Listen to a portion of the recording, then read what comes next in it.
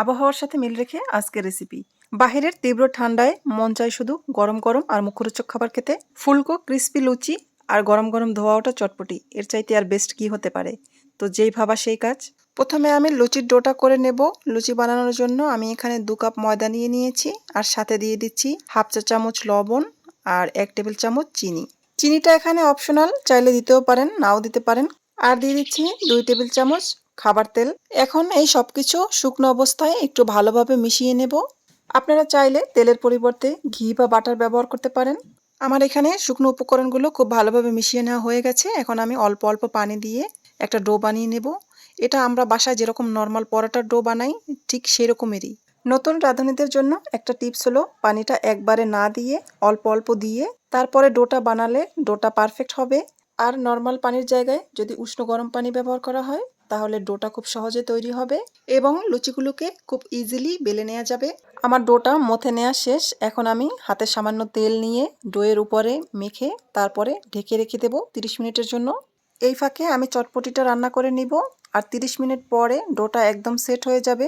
এখন আর বেশি মথামতি করব না, হালকা হাতে 1 থেকে 2 মিনিট মথে নিয়ে যে সাইজের আর যতগুলো লুচি আমি বানাবো সেই পরিমাণে লেচি কেটে নেব। লুচির সাইজটা এখানে আপনারা আপনাদের পছন্দ মতো বানিয়ে নেবেন, অথবা আপনারা চাইলে এখানে এতগুলো লেচি না বানিয়ে 4 থেকে 5টা বড় লেচি কেটে নেবেন। তারপরে একটা একটা করে মোটামুটি ধরনের পাতলা বড় রুটি বেলে নেবেন।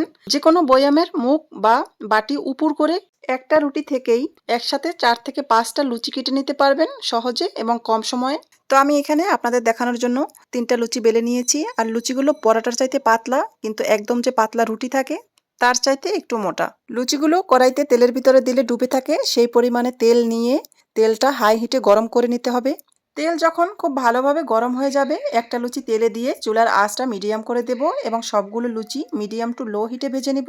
এখানে আরেকটা টিপস হলো, যারা লুচি নরম খেতে পছন্দ করেন তারা লুচিটার এক পাশ ফুলে উঠলেই সাথে সাথে উল্টে পাল্টে 1 মিনিটেই উঠিয়ে নেবেন।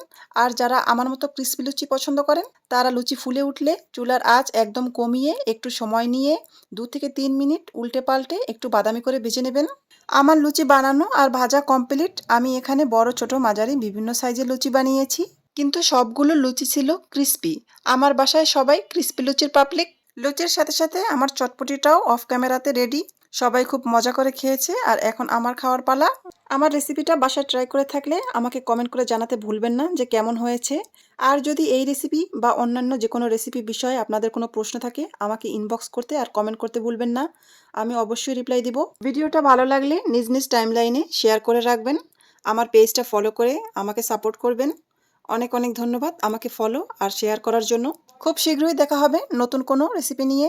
ততক্ষণ সবাই ভালো থাকবেন, সুস্থ থাকবেন আর আমার জন্য দোয়া করবেন। আজকে তাহলে খেতে খেতে চলে যাচ্ছি। আসসালামু আলাইকুম।